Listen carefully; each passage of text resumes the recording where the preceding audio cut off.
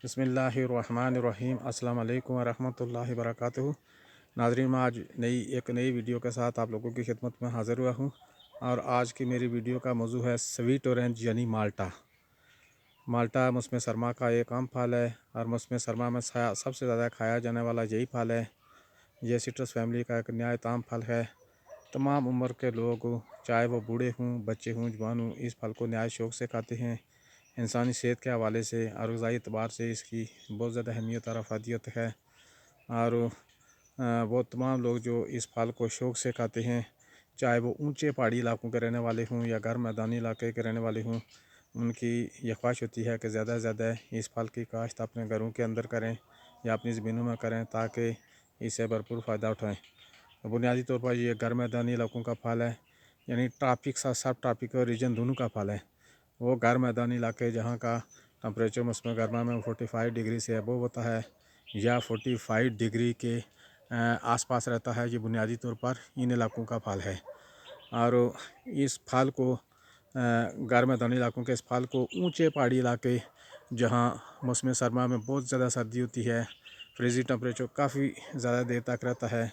इसके अलावा मौसम सरमा में इन इलाकों में कोल्ड वाइंड्स भी चलती हैं, ठंडी हवा की लहरें भी चलती हैं और कोहर का इशू बहुत ज़्यादा होता है। इन इलाकों में इसकी काश्त कैसे की जाए, ये मेरी आज की इस वीडियो का मौजू है। माल्टा अगरचे सर्दी को पसंद करता है, लेकिन ये फ्रीजिंग टम्परेचर, कोल्ड वाइंड्स और जो कोर होती है, इसको बिल्कुल बर्दाश्त नहीं करता है। और यही वजह है कि अक्सर ये देखने में आता है कि ऊंचे ठंडे इलाके के रहने वाले, ठंडे इलाकों के रहने वाले लोग जो कि इस फल को शौक़ से खाते हैं और इसकी अपने इलाकों में काश्त करना चाहते हैं, ये देखने में आता है कि वो मुख्तलिफ़ नर्सरियों से इसके पौधे ख़रीद कर लाते हैं, अपने ज़मीनों में उसकी काश्त करते हैं। लेकिन कुछ अर्से के बाद इनके पौधे जो हैं वो सूखने शुरू हो जाते हैं, इनके पत्ते पीले होने शुरू हो जाते हैं और टहनियाँ इनकी खुश्क होने शुरू हो जाती हैं और थोड़े अर्से के बाद ही ये पौधे सूखकर ख़त्म हो जाते हैं। तो आज की इस वीडियो में मैं आप लोगों को ये बताना चाहता हूँ कि वो कौन से अवामल हैं, वो कौन सी चीज़ें हैं जिनको हम अगर मद्देनज़र रखें तो इन ऊंचे ठंडे पहाड़ी इलाकों में भी इसकी काश्त को ज़्यादा बेहतर तरीके से किया जा सकता है और इससे आला क्वालिटी का फल भी हासिल किया जा सकता है। और इसके लिए जब आप जिस माल्टे की वैरायटी की मैं आपको प्रोटीन दिखा रहा हूँ, ये आप देखें, ये माल्टे की एक अर्ली वैरायटी है। ये माल्टे की शक्करी वैरायटी का फल है। इसके फल का कलर आप देखें कितना खूबसूरत है, इसका साइज़ भी बहुत खूबसूरत है और ये बहुत ज़्यादा मीठा, इसका जायका बहुत ज़्यादा मीठा है। चंद साल पहले मैंने श्योर ऑरेंज यानी खट्टे के रूट स्टॉक के ऊपर इसकी ग्राफ्टिंग की थी। पिछले साल भी इसकी फ्रूटिंग हमने हासिल की थी, लेकिन इस मरतबा इसने पौधे ने काफ़ी अच्छी परफॉर्मेंस की है और काफ़ी ज़्यादा फ्रूटिंग दी है। कुछ फल तो हमने तोड़ लिया है और बाकी की ये आप फ्रूटिंग देख रहे हैं। और यहाँ ये दिखाने का ये मकसद है आपको कि इस इलाके में जहाँ से मैं आज ये वीडियो बना रहा हूँ, ये भी एक ऊंचा पहाड़ी इलाका है। सतह समुंदर से इसकी हाइट काफ़ी ज़्यादा है। इसके अलावा यहाँ सर्दियों में भी सख्त सर्दी पड़ती है। इसके अलावा यहाँ कोर का इशू बहुत ज़्यादा होता है और मौसम सरमा के दौरान बाज़ औक़ात यख़ कर देने वाली हवाएँ भी चलती हैं। तो ये देखें, इस पौधे ने इस फ्रास्ट से, इस कोर से, इस सख्त सर्दी से किस तरह इसने सर्वाइव किया है। और ये पौधा मैं आपको जो दिखा रहा हूँ, देखें, इसके पत्ते भी लश ग्रीन हैं। इसके अलावा बेहतरीन फ्रूटिंग ये दे रहा है और इसके अलावा इसका फल भी आला क्वालिटी का है। तो यहाँ बताने का मकसद यही है कि इन ऊंचे ठंडे पहाड़ी इलाकों में भी इसकी काश्त की जा सकती है और बिल्कुल इससे बहुत अच्छी क्वालिटी का फल भी हासिल किया जा सकता है। लेकिन चंद एक अवामल हैं, चंद एक बातें हैं जिनको अगर आप अगर उनको तवज्जो देंगे, उनका ध्यान रखेंगे, तो आप इसकी काश्त को अपने इलाकों में कामयाबी के साथ कर सकते हैं। उनमें सबसे पहली जो बात है वो है दुरुस्त वैरायटी का इंतखाब। उसके बाद इसके लिए कौन सी ज़मीन मौजूद रहती है और फिर इसकी उसको खुराक कैसे देनी चाहिए, इसकी प्रूनिंग कैसे करनी चाहिए। और एक दो चीज़ें और हैं जिनको अगर हम मद्देनज़र रखें तो बहुत कामयाबी के साथ इसकी काश्त कर सकते हैं। तो दुरुस्त वैरायटी का इंतखाब सबसे ज़्यादा ज़रूरी है। वो इसलिए भी ज़रूरी है कि जैसा कि मैं ज़िक्र कर चुका हूँ कि अक्सर लोग जो है वो जब इसकी इन पहाड़ी इलाकों के में अगर इसकी काश्त करते हैं, मुख्तलिफ नर्सरियों से मुख्तलिफ जगहों से पौधे खरीद कर लाते हैं, तो उनको दुरुस्त वैरायटी का इल्म नहीं होता है, उसके बारे में मालूमात नहीं होती है, और वो ऐसी वैरायटियों के पौधे उठा कर लाते हैं जो कि इस इलाके की सख्त सर्दी को और कोल्ड विंड्स को बर्दाश्त नहीं कर पाती हैं। नतीजतन उनका पौधे सूखकर ख़त्म हो जाते हैं। तो इसलिए इन इलाकों के लिए जो वैरायटियाँ ज़रूरत होती हैं उनको हम बोलते हैं cold Hardy varieties of sweet orange, यानी माल्टे की कोल्ड हार्डी वैरायटियाँ, ऐसी वैरायटियाँ जो कि सख्त सर्दी कोर और कोल्ड विंड्स को बर्दाश्त करती हैं या बर्दाश्त करने की जिनमें सलाहियत होती है। यही वो वैरायटियाँ होती हैं ये जो इन इलाकों में जो जिनके पौधे सर्वाइव करते हैं और आराम के साथ ये फल देते हैं और भरपूर फ्रूटिंग भी देते हैं और अला क्वालिटी का फल भी हम इनसे हासिल कर सकते हैं। तो पाकिस्तान की मुख्तलिफ नर्सरियों में यूँ तो इसकी बहुत ज़्यादा कोल्ड हार्डी वैरायटीज़, बहुत ज़्यादा इसकी सैकड़ों वैरायटियाँ भी होती हैं, इसके फैमिलीज़ भी होती हैं, और दुनिया में बहुत सारी इसकी ऐसी वैरायटियाँ होती हैं जो कि कोल्ड हार्डी होती हैं और ठंडे इलाकों में उनको बड़े अच्छे तरीके से उनको काश्त किया जाता है।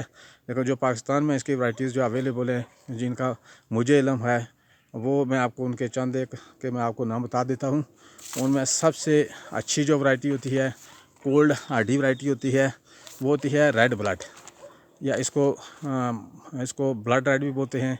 इसके अलावा मोरो ब्लड, ट्रोको सीडलेस, मौसमी, शकरी, वैलेंशिया और वाशिंगटन नेवल, ये ऐसी वैरायटियाँ होती हैं जो कोल्ड हार्डी होती हैं। ये यख सर्दी को भी बर्दाश्त करती हैं, फ्रीजिंग टेम्परेचर को भी बर्दाश्त करती हैं, नुक्ता निवाज से जो नीचे टेम्परेचर था उसको भी बर्दाश्त करती हैं, कोल्ड विंड्स को भी बर्दाश्त करती हैं, और सबसे बढ़कर कोर को भी बर्दाश्त करने की इनमें सलाहियत होती है। ये वैरायटियाँ जो इन वैरायटियों के पौधे इन इलाकों में अपने आप को सर्वाइव करते हैं, भरपूर प्रोटीन देते हैं और हर क्वालिटी का फल हमें मिल सकता है। इसलिए अगर आप इन इलाकों में ठंडे ऊंचे पहाड़ी इलाकों में जहां अगरचे स्नोफॉलिंग नहीं होती है लेकिन सतह समुद्र से इनका टेम्परेचर आप इनकी एलिवेशन काफ़ी ज़्यादा होती है, हाइट काफ़ी ज़्यादा होती है, तो आप अगर इन इलाकों में इसकी काश्त करना चाहते हैं तो आप दुरुस्त वैरायटी का इंतखाब करें, कोल्ड हार्डी वैरायटी का इंतखाब करें। और ये जो वैरायटियाँ जिनका मैं नाम लिया है मैंने, आप इन वैरायटियों की तरफ तवज्जो दें, इन वैरायटियों के पौधे ख़रीदें, मुस्तनद नर्सरियों से ख़रीदें, ताकि आपका वक्त भी ज़ाया ना हो और आपके पैसे भी ज़ाया ना हो। इसके अलावा इनको माल्टे के इन पौधों को खुराक की भी ज़रूरत होती है। आप मौसम सरमा में इन पौधों को जो है वो गोबर की मिली जुली खाद आप दे दें, और दिसंबर के पहले या दूसरे हफ्ते में इसके लिए सबसे जो ज़्यादा और अच्छी बेहतर जो कुदरती खाद होती है वो पोल्ट्री की खाद। अगर पोल्ट्री की खाद मिल जाए तो बहुत अच्छा, अगर पोल्ट्री की खाद आपको नहीं मिलती है तो फिर आप गोबर की गली सड़ी खाद ही दे दें और इसके ऊपर इसको पानी दे दें। तो इसका पानी देने से इसके जो कुदरती अज़ा होते हैं खाद के, वो डिकम्पोज कर पौधे की खुराक का हिस्सा बन जाते हैं। इसके अलावा इनको नई ग्रोथ के ऊपर इनको फलदार पौधों को जो है और सिट्रस के के पौधों को भी NPK खाद की बहुत ज़्यादा ज़रूरत, काफ़ी ज़रूरत होती है। तो ग्रोथ के जब इसकी नई ग्रोथ शुरू होती है तो उस वक्त आप पौधे की एज के हिसाब से NPK खाद दे दें। अगर NPK खाद नहीं मिलती है तो DAP दे दें। अगर DAP नहीं मिलती है तो आप सिंगल यूरिया ही दे दें। चूँकि रिमोट इलाका में, दूर दराज इलाके में बाज़ औक़ात सारी खादें अवेलेबल नहीं होती हैं, अगर अवेलेबल होती हैं तो उनकी कीमतें बहुत ज़्यादा होती हैं। और ये जो नाइट्रोजन जब आप वो देते हैं तो नाइट्रोजन का सबसे ज़्यादा फ़ायदा ये होता है कि एक तो इसकी ओवरऑल ग्रोथ के लिए ये बहुत अच्छी खाद होती है। उसके बाद ये जो माल्टे का छिलका होता है इसको नरम और कमज़ोर करने में ये काफ़ी मददगार साबित होती है नाइट्रोजन की खाद। इसके अलावा इसको मौसम सरमा में जब ये फ्रूटिंग पर होता है तो इसको वक्फे वक्फे से पानी भी देना चाहिए। मौसम सरमा में दीगर जो फलदार पौधे होते हैं उनको पानी की ज़्यादा ज़रूरत नहीं होती है, लेकिन सिट्रस जो माल्टा चूँकि फ्रूटिंग के ऊपर होता है इसलिए इसको पानी की ज़्यादा ज़रूरत होती है। इसके अलावा आप इसकी प्लांटेशन के लिए कौन सी ज़मीन बेहतर होती है, तो इसकी प्लांटेशन के लिए सबसे बेहतरीन जो ज़मीन होती है वो होती है वेल ड्रेन्ड सॉइल, यानी अच्छी गहरी ज़रखेज़ मिट्टी वाली ज़मीन जिसमें पानी अच्छी तरह जज़ब होता हो। इसकी बुनियादी वजह ये होती है कि माल्टे के पौधे हमेशा पैवंदकारी के ज़रिए ही तैयार होते हैं, और इसकी जो पैवंदकारी होती है वो श्योर ऑरेंज यानी खट्टे के रूट स्टॉक के ऊपर होती है। और जो श्योर ऑरेंज या खट्टा, इसका रूट स्टॉक, इसका रूटिंग सिस्टम जो है वो बहुत डीप होता है, शैलो नहीं होता है। और इसका रूटी सिस्टम डीप होने की वजह से इसकी जड़ें जो होती हैं वो ज़मीन के अंदर काफ़ी ज़्यादा नीचे गहराई तक जाती हैं, बाज़ औक़ात 10 फीट से भी नीचे चली जाती हैं।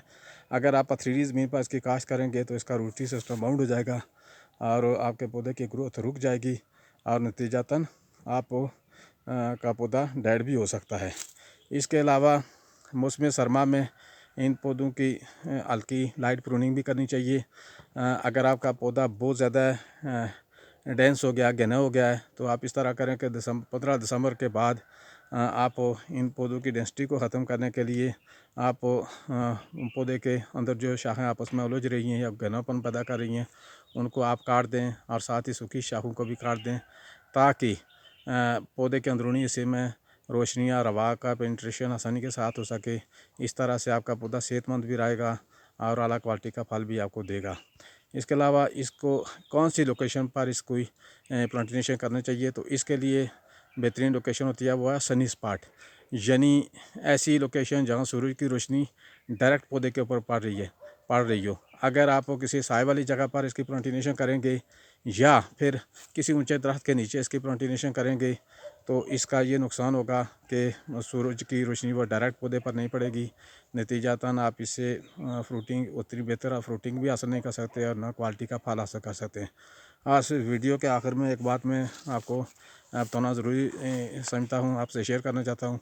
वो ये होती है कि जब ये माल्टे के पौधे फ्लावरिंग के ऊपर आते हैं फरवरी के महीने में, तो बाज़ औक़ात ये होता है कि फरवरी के महीने में इन ऊंचे पहाड़ी इलाकों में सख्त सर्दी पड़ती है, बारिशें लगातार शुरू हो जाती हैं, बाज़ औक़ात 3-4 रोज़ तक लगातार बारिशें होती हैं या फिर सर्दी की एक तेज़ लहर आती है। तो इसकी वजह से पोलिनेशन का अमल मुतासर होता है। तो चूँकि पोलिनेशन का अमल शहद की मक्खियों के ज़रिए अंजाम पाता है, शहद की मक्खियाँ सख्त सर्दी या बारिश के मौसम में अपने छत्तों से बाहर नहीं निकलती हैं, नतीजतन पोलिनेशन का अमल मुतासर होता है और उतनी बेहतर फ्रूटिंग हम इन पौधों से हासिल नहीं कर सकते हैं। तो इसका एक हल ये है कि आप शहद को आप 1-2 शहद के चम्मच लें और इसके बाद इस शहद को पानी में आप हल करें और इन पौधों के ऊपर स्प्रे कर दें, ताकि शहद की मक्खियाँ ज़्यादा से ज़्यादा इन पौधों के ऊपर अट्रैक्ट हों और पोलिनेशन का अमल अच्छे तरीके से अंजाम पाए। तो उम्मीद है आज की मेरी ये वीडियो आपको पसंद आएगी। अगर मेरी ये वीडियो पसंद आए तो मेरे इस चैनल हमज़ा फ़ाक़ नसरी को सब्सक्राइब भी करें, इससे हमारी हौसला अफजाई भी होगी, और इसको शेयर भी करें और लाइक भी करें। इंशाअल्लाह नेक्स्ट एक नई वीडियो के साथ आप लोगों की खिदमत में दोबारा हाज़िरी दूँगा। उस वक्त तक के लिए खुदा हाफ़िज़। अस्सलाम वालेकुम व रहमतुल्लाहि व बरकातुहू।